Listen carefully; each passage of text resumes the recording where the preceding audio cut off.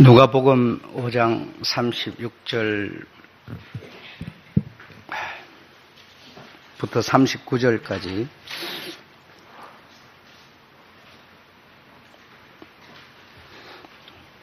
누가복음 5장 36절로 39절까지 다 같이 읽어보도록 그렇게 하겠습니다. 시작. 또 비유하여 이르시되 새 옷에서 한 조각을 찢어 낡은 옷에 붙이는 자가 없나니 만일 그렇게 하면 새 옷을 찢어볼 뿐이요 또 새 옷에서 찢은 조각이 낡은 것에 합하지 아니하리라. 새 포도주를 낡은 가죽 부대에 넣는 자가 없나니 만일 그렇게 하면 새 포도주가 부대를 터뜨려서 포도주가 쏟아지고 부대도 버리게 되리라.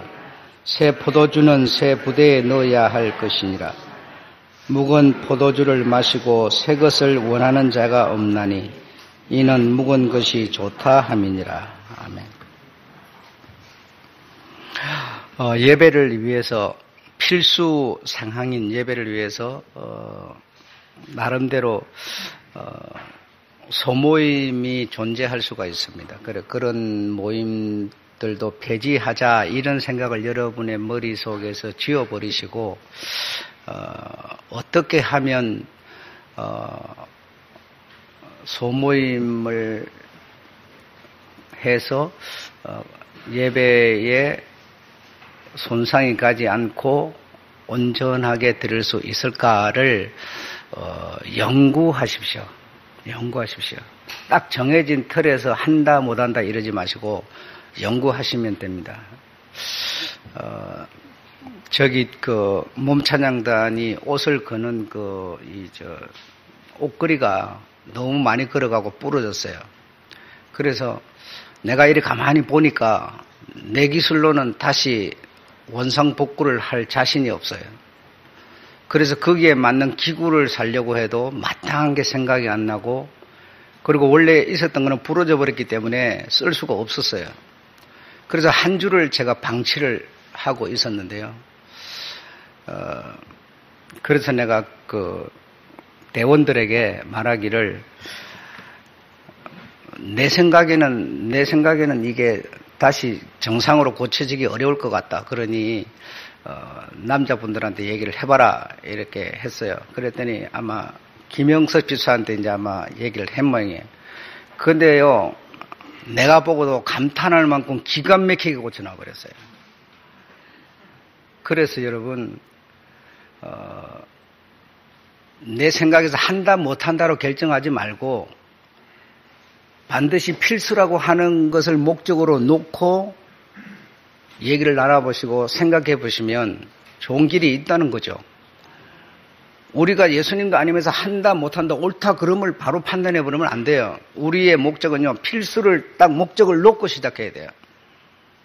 기독교에 가장 크게 밀어닥쳐온 환란이 여러분 지금 무엇인지 아세요? 바로 코로나19입니다. 한국 기독교 100년사에 지금처럼 기독교에 환란이 밀어붙인 적이 없어요. 여러분, 이걸 통해서 여러분은 뭘 생각합니까? 여러 가지를 생각할 수 있어요. 그러나 이것이 만약에 없다면 염소와 양을 구분할 수가 없어요. 환란이 없으면 옳고 그름을 분별할 수가 없어요, 여러분. 좋을 적에는 누구나 똑같아요. 다 한밭에 있는 곡식들 같아요. 그러나 이런 환란 때에 진짜가 누군가가 보이는 거고요. 그런 거죠. 이것이 주는 유익이 우리에게 있어요. 이것을 통해서 주님의 눈을 우리가 갖는 게 중요한 거예요. 우리 교회는 이 코로나 이것으로 와가지고 정부에서 발표하기 전에, 교회에 어떤 지침이 내려오기 전에 식당 폐쇄하고 소모임을 폐쇄했죠. 그리고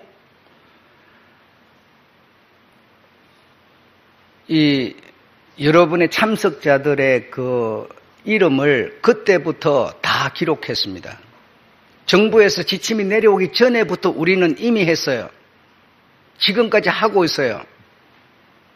지금은 이제 이런 전산 방식으로 하라 이런 얘기도 나왔는데,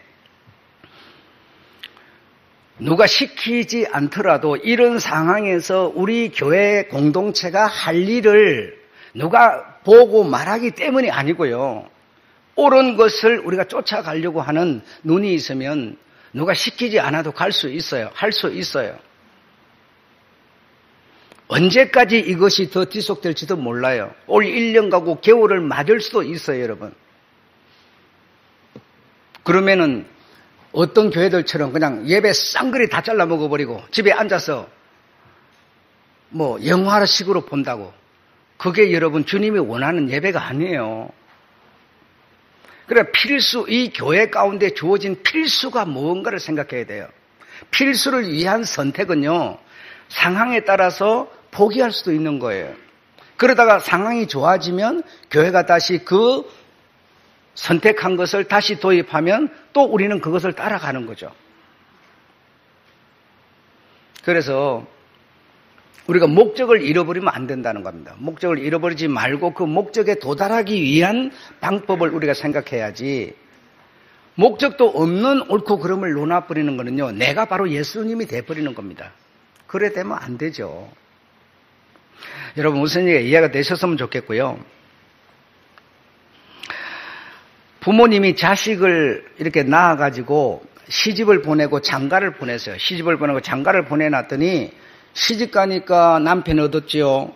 남편 얻으니까 남편이 가진 재산이 있죠. 또 자식도 낳았죠. 그러니까 얼마나 예쁜 자식도 생겼죠. 또 부모가 시집을 보내놨더니 남편 생기고 또 장가를 보내놨더니 아내 생기고 또 아내가 가진 그 어떤 지식이라든가 재능이라든가 이런 게 공유되면서 거기서 발생하는 기쁨이 굉장히 많지 않습니까? 그런 게 공유되면서 너무 좋은 거예요. 자식도 낳고 그 자식이 재롱 뜨는 거 좋고 너무너무 감사한 거예요. 그런데요, 그렇게 되다 보니까 이 자식놈들이요, 부모를 찾아오지 않는 거예요.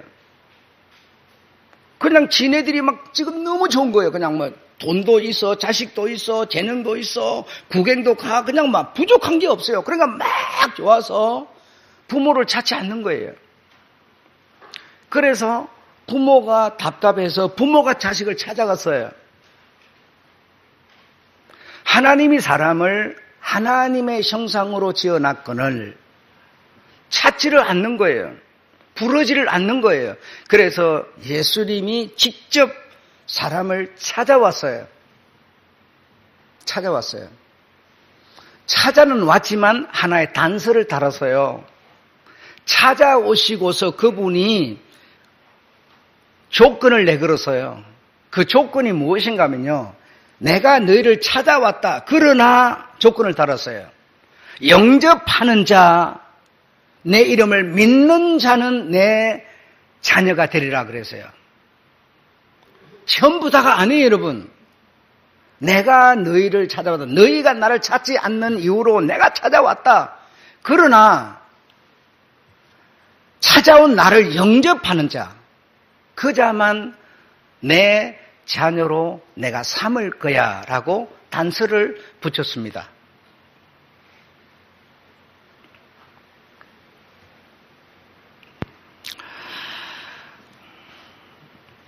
그래서 세례 요한의 제자들도 바리새인의 제자들도 이렇게 늘 금식을 하고 기도를 하고 이 일을 어떤 구원의 행위를 계속 하는 거예요. 그런데 예수님이 딱 이렇게 찾아왔어요. 찾아와가지고 그 예수님을 영접한 자들이 있어요. 예, 누구였죠? 예수님의 제자들이었어요. 그리고 그 제자들은 저들이 하는 금식도 안 하고 기도도 안 하고 그 구원의 행위를 안 하는 거예요. 그러니까 이 사람들이 보고 비난을 하는 거죠. 어찌해서 당신의 제자들은 못할 일을 하고 안 할 일을 하고 우리가 해야 되는 지금까지 지켜온 이런 것도 안 하고 금식도 안 하고 이것도 저것도 안 하고 어째 이렇게 할 수가 있습니까? 라고 질문을 던졌을 때 예수님이 답해 준 내용이 두 가지인데요. 무엇이었습니까? 낡은 부대에 새 포도주를 붓지 않는다라는 것이고요. 두 번째는요, 뭐예요? 낡은 옷에 새 옷을 입지 않는다라는 거예요. 그러니까 여러분, 낡은 그러니까, 이제 오래돼갖고 아무 쓸데없는 이런 생각을 하는데요. 그런 낡은 게 아니고, 낡은 하고 이게 무슨 뜻이냐면, 내가 좋아하고, 내가 가장 내 몸에 잘 맞아서, 내가 그 옷을 사랑하는, 그 옷을 내가 가장 아끼는, 이런 옷을 낡은으로 표현하고 있는 것이죠. 여러분, 우리가요, 새 집을 지었다고 꼭 좋은 건 아닙니다. 그렇죠? 내가 살고, 내가 아끼고, 내가 사랑하는 내가 살기 편한 내 집이 있어요. 그 집이 사실은 내가 좋은 집이지 꼭 새 집이라 좋은 건 아니잖아요. 이런 것처럼 내가 오래 입었지만 내 몸에 잘 맞고요. 내가 아끼고 내가 좋아하는 옷이 있어요. 근데 그게 좀 오래돼서요. 그걸 낡은이라고 표현한 것이지 무슨 옷을 말하는 게 아닙니다, 지금 여러분. 그리고 묵은 포도주 이랬는데요. 묵은 그러니까 오래돼갖고 막 신냄새가 나고 이런 생각 아니, 그런 얘기가 아니고요. 신냄새가 아니라 오래된 묵은 포도주가요. 사실은 훨씬 더 가치가 있는 것이죠. 그런데 지금까지 기독교는 어디다가 중점과 포인트를 두었는가 하면 새 옷, 새 포도주에다가 중점을 두었고 포인트를 주었어요. 그래서 우리가 새 옷, 새 포도주 돼야 된다고 생각을 하고 계속 그런 쪽으로 강조가 되어졌어요. 그런데 성경은 반대를 말하고 있었어요, 여러분.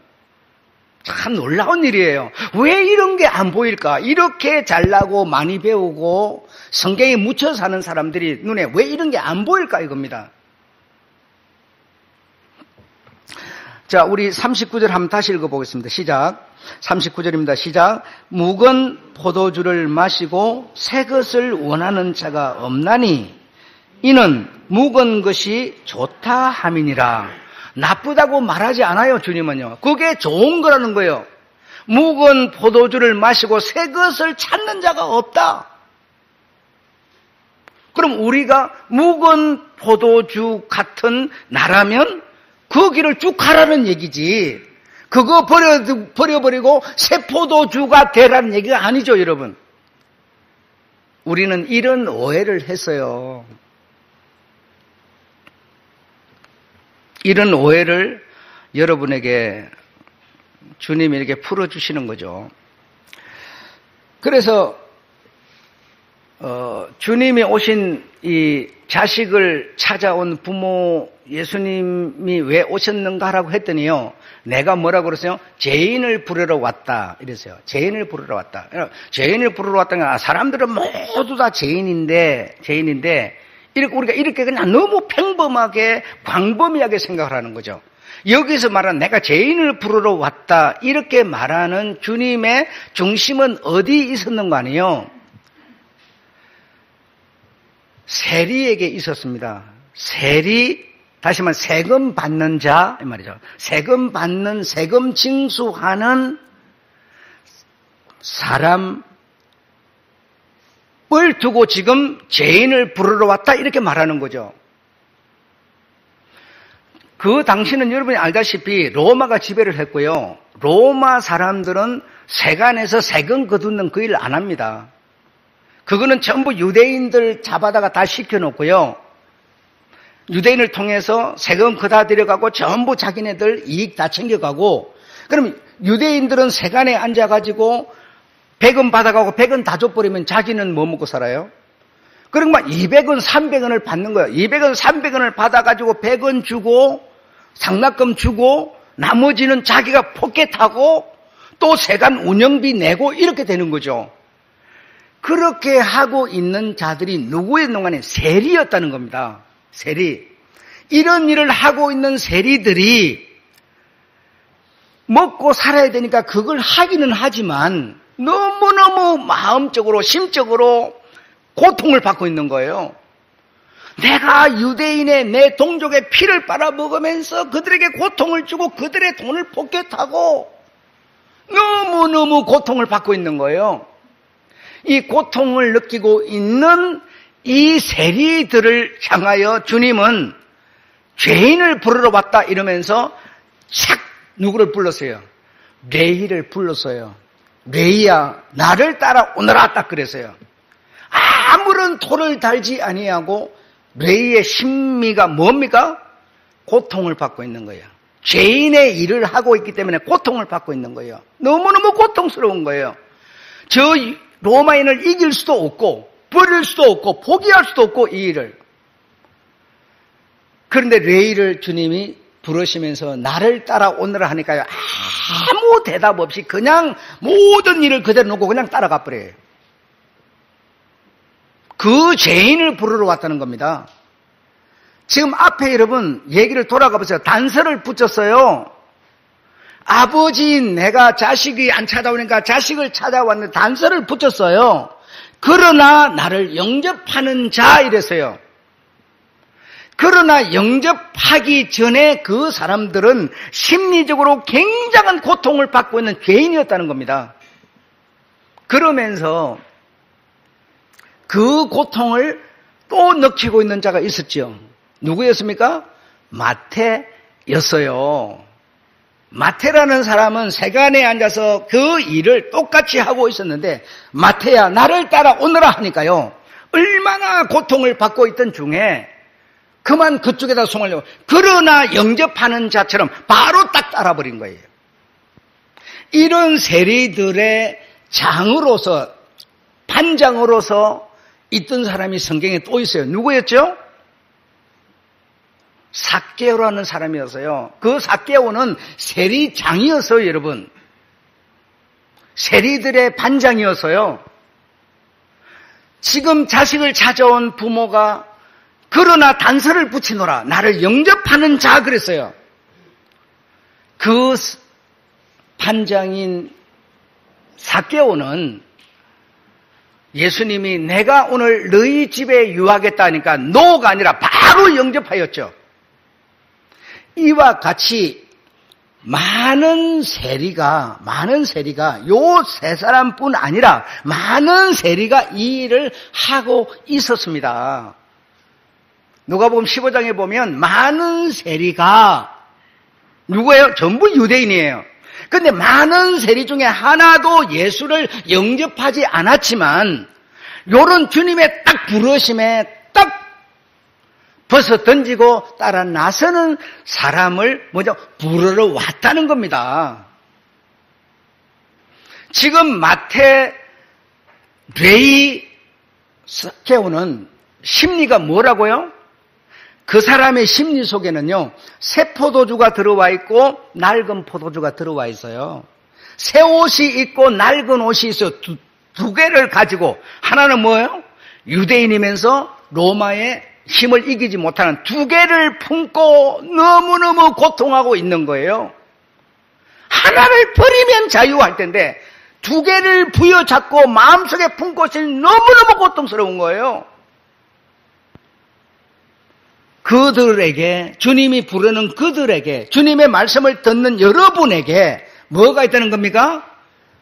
한 부대 속에 새 것이 있고 낡은 게 있다는 거예요. 그러면 결과가 어떻게 나타난다고 그랬어요? 여러분의 부대가 터져버린다고 그랬어요. 성공으로 가지 못하고 실패로 끝나버린다는 겁니다. 여러분이 진짜로 낡은 그 포도주 잘 숙성되고 맛있는 걸 진짜 맛을 봤으면 새 것을 추구하거나 새 것을 나의 중심에 심지 말라는 거죠. 묵은 것은 숙성도 되었고 선악도 알고 선택이 뭐며 필수가 뭔지도 알고요. 제대로 된 신자라는 겁니다. 그런 신자 너에게 새 것이 좋다 해가지고 새로운 교훈, 새로운 이상한 소리 이거 막 집어넣게 되면 내가 결국은 공중분해 돼버린다는 거예요. 새 것이 들어가지고 묵은 이것을요 억압을 해가지고 결국은 부글부글 끌어올려가 터뜨려 버린다는 거예요. 진짜 묵은 포도주 맛을 본 사람은 예수가 좋아. 예수밖에 난 몰라. 예수님을만 난 사랑해. 이런 묵은 포도주 맛을 본 예수의 사람은요, 새 것에 귀를 기울이지 말라는 겁니다. 기울이게 되면 너는 공중 폭발될 수밖에 없어. 이 얘기 지금 주님이 하고 계신 거예요. 지금 여러분 한국 기독교인들이 뭡니까요? 예수 믿어갖고 돈 버는 거, 잘 되는 거, 이거 전부 두 개를 품고 있는 거예요. 그런데 묵은 포도주는 뭐라 그러는가 이렇게 말하는 거예요. 네 삶이 어렵더라도 정말 그렇지 않을지라도 네 과수원에 열매가 없을지라도 네가 잘 될 줄 알고 왔지만 안 될지라도 나의 길만 따라라라고 하는 게 묵은 포도주, 숙성된 아주 잘 익은 포도주라는 겁니다. 그런 것 속에 이 문화가 들어오면서 막 이상한 교리들이 들어오면서 우리가 새 것을 받아들였어요. 그래서 11조도 안 해도 되고 뭐 예배도 안 드려도 되고 그러면서 뭐 믿는다 그러면서 막 난장판이 돼버린 거예요 지금. 그러면 네가 폭발할 수밖에 더 있겠느냐. 이걸 주님은 지금요 설교하고 계신 거죠. 여러분 묵은 포도주 맛을 보신 여러분, 오직 예수님이 길이고 진리고 생명인데 그 길을 따라가시는 여러분, 다른 데 눈 돌리지 마세요. 달콤한 유혹이 오더라도 그 의미가 없다는 거예요. 두 개 품고 살 수는 없어요. 단물에서 썬물이, 썬물에서 단물이 날 수 없다고 말하고 있어요. 내가 하나님을 기쁘시게 하라, 사람을 기쁘게 하라. 사람을 기쁘게 하기 위해서 내가 여러분 복을 변하고 나는 주님의 종이 아니라고 지금 바울은 말하면서요. 여러분은 어떻습니까? 여러분이 이 사실에 대해서 결론을 스스로 내실 수 있기를 정말 부탁합니다.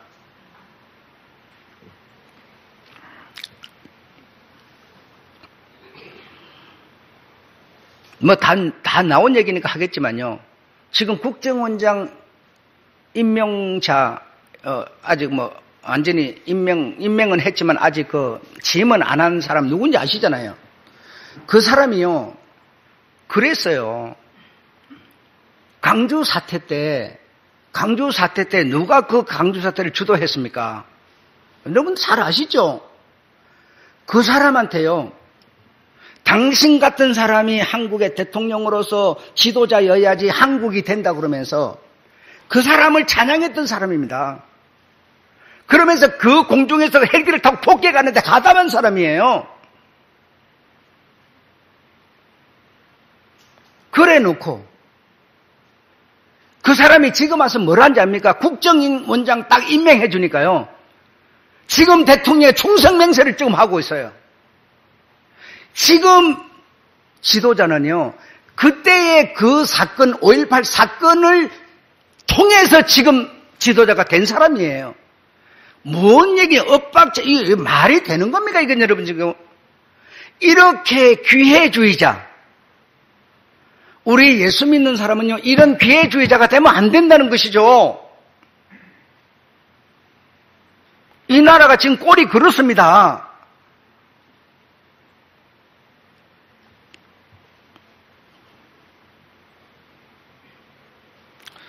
정말 예수님께 인정받을 수 있는 신이신 하나님께 인정받을 수 있는 여러분, 내가 세상에서 좀 잘 산다고 내가 60이 안 넘어가고 70이 안 넘어갑니까? 내가 잘 먹고 잘 산다고 내가 안 늙습니까? 그 길을 갈 수밖에 없는 주님의 말씀은 오점이 없어서 사람은 한 번 태어나서 한 번 죽고 사람은 늙으면 다 생로병사를 따라 그 길을 갈 수밖에 없는 인생들이요. 정말 주님만이 여러분의 주군이 되시기를 정말 부탁합니다. 부탁합니다.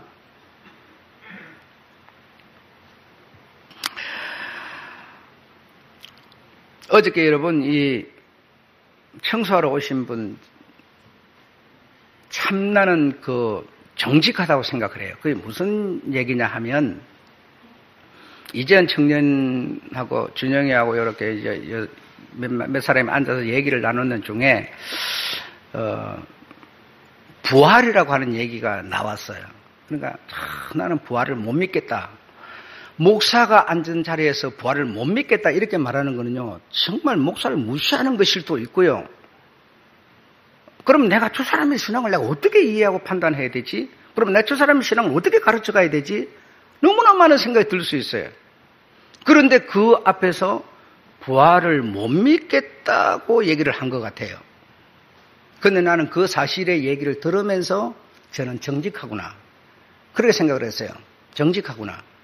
감히 목사 앞에서 못 믿겠다라고 말할 수 있는 자가 과연 누구겠는가, 이렇게 생각을 했어요. 그래서 요즘 젊은 애들이 자기 이 주관이 뚜렷하다 보니까 자기의 마음속에 그 얘기를 그대로 내뱉는구나, 참 정직하구나, 이렇게 생각을 했습니다. 자, 여기에 대해서 설명을 할 텐데요, 여러분들은 과연 어떠신지 여러분 부끄럽다 생각하지 말고, 여러분 연세가 좀 드신 분들은요 굉장히 체면을 많이 차려요. 부끄럽게 막 생각을 해요. 막 감추려고 그러고요, 막 이래요. 그냥 저것처럼 부활을 못 믿겠다 그러면 못 믿겠다고 딱 표현을 못 해요. 자, 여러분 구원이라고 하는 걸 얘기를 해볼게요. 여러분은 구원을 받은 것이 여러분 이렇게 막 확신이 막 100% 생기고, 누가 뭐래도 막 구원이 막 여러분 눈에 보이고 막 그렇습니까? 그렇지 않거든요. 그렇지 않지만 내가 구원의 이 구조선을 타고 있다는 것을, 구원이라는 게 내 눈에 이렇게 물체처럼 보이지는 않지만 구원이라는 구조선을 내가 타고 있다는 걸 무엇으로 알 수 있는 거 아니에요? 오늘 여러분 필수 상황을 따르고 있는 이걸 통해서 여러분은 아는 거지 구원이 보이는 거 아니거든요. 그렇습니까? 안 그렇습니까? 자, 그러면 일단 영생을 또 한번 얘기해 봅시다. 영생이라는 거는요, 내가 딱 죽으면 나에게 주어진 육체가 딱 이제는 끝이 났기 때문에 나에게 육체에 주어진 시간이 딱 멈춰버려요. 그러면 나는 이 세상 시간, 1시간, 2시간, 10분, 이게 지배를 내가 안 받아버려요. 그럼 사람의 생각으로는 죽은 지 1000년이 됐다 이러지만요, 딱 세상의 시간이 딱 멈춰버리면 지금이 지금이에요. 1000년 전에 죽었어도 지금 죽음하고 똑같은 상황이 이 세상의 시간의 영향을 안 받으면 내게 펼쳐져 버리는 거거든요. 그래서 영생은 시간의 영향을 안 받기 때문에 영생이 이루어지는 겁니다. 여러분, 영생을 막 경험을 하고 막 그냥 영생이 내 눈에 보이고 막 그러지 않아요. 그러나 우리 주님 안에서 주님의 은혜를 잊고 주님의 부르심을 받아서 주님의 신부가 되면요, 그 영생을 우리는 내가 싫다 그런다고 내게 안 되는 것도 아니고요, 필수적으로 내 것이 될 수밖에 없게 돼 있어요. 그것이 내 눈에 지금 막 보이고 내가 살아있는 동안에는요, 이 시간을 초월할 수가 없어요. 여러분, 내가 죽어버려야 영생이라는 게 보이게 돼 있어요. 세상의 시간에 영향을 받는 내가 영생을 어떻게 봐요? 볼 수 있는 장사가 어디 있어요, 여러분? 아무도 없다니까요. 그러나 죽으면 바로 그 영의 세계, 영생이라는 것이 바로 느껴지는 거죠. 응? 자, 여러분, 그럼 천국이라고 하는 거는요, 분명히, 천국이 이제 막 설명이 안 되다 보니까, 응? 그냥 이 땅에서 잘 먹고 잘 사면 천국이지, 자식들 부모한테 효도하면 천국이지, 막 이렇게 말해요. 여러분, 그런 천국 말고요, 진짜 천국이 있어요. 부활한 사람들이 가서 살아야 될 천국이 있다니까요. 이 눈에 보이는 세상을 지금 육체의 시간에 영향을 받는 사람들이 사는 것 같은, 부활한 사람들이, 이 육신의 시간에 지배를 안 받는 사람들이 사는 나라가 있어요. 그걸 천국이라고 그래요. 그러나 그 천국은요, 내가 살아있는 내 눈으로는 볼 수 없는 천국입니다. 보여지는 게 아니에요. 자, 그러면 네 번째는 이제 부활을 얘기를 해볼게요. 부활이라고 하는 거, 실제적으로 부활은 다시 말하면 이 세상의 시간에 영향을 받는 이 육체가 아니지만 육체의 부활을 하는 자를 보고 부활이라고 그래요. 영만 부활하는 게 아니고 여러분이 육체를 입어서 부활하는 겁니다. 그러니까 여러분 이게 사람의 지식으로 절대로 판단할 수도 없고요. 잡을 수도 없는 겁니다. 이 육체의 부활이라고 그러는데 이 육체의 부활은 세상의 시간의 영향을 안 받는 거라고 그러니까 얼마나 신비로운 겁니까? 이 육체를 가지고 있으면서 그걸 믿는다? 주님의 말씀이 그렇게 했잖아요. 여러분 주님의 말씀을 여러분이 믿는다 그러지만요. 그 주님의 말씀을 믿는 것을 우리는요, 어떻게 지금 살고 있어요? 지금 필수 상황을 따라서 하고 있는 이것이 뭡니까? 주님의 말씀을 믿는 것이지, 이거 안 하면서, 나 주님의 말씀 믿어. 주님 믿어. 은혜 믿어. 여러분, 이거는요, 아무 의미가 없어요. 아니, 내가 설명을 할 필요가 없어요. 여러분이 정말 예수님의 말씀을 믿는다면요, 다시 말하면 교회는 지난 시간에 교회가 뭐라고 그랬어요? 눈에 보이는 교회를 주님이 말하고 있는 게 아니고 여러분을 교회로 지금 낳으셨어요. 삼으셨어요. 여러분이 필수 상황인 교회가 해야 되는 이 일을 하고 있는 이것이 뭡니까? 부활할 사람들이 사는 삶의 행위라는 겁니다. 이걸 일컬어서 믿음이라고 그러는 것이죠. 그러니까 이거 안 하면서 나 예수 믿어. 이거는 얘기거리가 아니고 거론할 이유가 없다니까, 아예 여러분. 아예 없어. 그래서 정말 이런 4가지 정도는요, 눈에 손에 잡히지 않는 묘연한 것이지만 사실이고요. 이 사실을 내가 손에 잡을 수도 없고 볼 수도 없고 만질 수도 없지만 내가 이 믿음의 행위를 현재 하고 있는 이것으로 말미암아 나에게 무엇이 주어져요? 부활이 주어지는 겁니다. 보아스가 아니에요, 여러분. 그러니까 지금 여러분 기독교 속에 천국을 보게 왔다 그러면서 그게 막 간증이라고 막 지 혼자 보고 왔지. 여러분 그 보고 온 사람이 이를 보고 믿으라 그런다. 그게 믿어지는 게 아니라니까, 여러분. 부활도 마찬가지입니다. 이것이요, 내 눈으로 보일 수, 그래 예수님이 부활해가지고 영으로 부활하신 거면 육체의 부활을 해가지고 사람들에게 보이니까 믿게 된 것이지. 지금 내가 그런 분으로 여러분 앞에 나타나서 여러분 못 믿을지 없겠죠. 그러므로 부활은 여러분 내가 믿는다고 부활이 되는 게 아니고요. 내가 천국을 믿는다고 천국이 되는 게 아니고, 여러분 내가 믿으니까 뭐 이제 구원이 되는 게 아니고요. 내가 믿음의 천국의 영생의 부활의 삶을 사는 이것으로 이런 것이 주어져 버리는 겁니다. 이걸 안 하고 이걸 말하는 것은 의미가 아예 없어버리는 겁니다. 이해하시겠습니까? 예, 부활은 그런 겁니다. 지금 그걸 본다거나 느낀다거나 만진다거나가 아니라 너무너무 묘연한 것이지만 꿈속의 향기 같지만, 그러나 내가 이 구원의 삶을 사는 주님의 말씀을 따라서 힘들더라도 고통스럽다 이 길을 무단히 가고 있는 이것으로 말미암아 뭐요? 부활이라는 게 주어진다는 것을 믿으시기 바랍니다. 그런 것이고요. 다시 말하면 언제 올지도 모르지만 나는 주님을 기다리는 신부로서 등과 함께 다 기름까지 준비해가지고 살고 있는 요 5 처녀가 뭐죠? 바로 뭐가 주어져? 부활이 주어져버린 천년왕국의 영광이 주어져버린 겁니다. 바로 하나님의 은혜와 축복은 그런 것이지 본다고 잡힌다고 아니요. 그렇게 하는 게 아닙니다.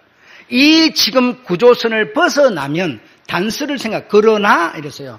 1장 12절 요한복음 1장 12절 그러나 영접하는 자, 구원의 삶을 사는 자, 교회에게 주어진 필수 상황을 어렵더라도 무단히 따라가는 자에게 주어지는 뭐죠? 복, 축복이라고 그러죠. 부활은. 이해하셨죠? 그래서 인간적인 생각으로 난 부활을 못 믿겠다. 이게 정답인 것이죠. 그러나 뭐 하고 있어요? 부활의 삶을 살고 있는 겁니다. 그럼 당연히 주어지는 것이죠. 주님은 거짓말 하시는 분이 아니니까. 이해되셨죠? 네. 여기까지만 말씀드리고 마치도록 하겠습니다.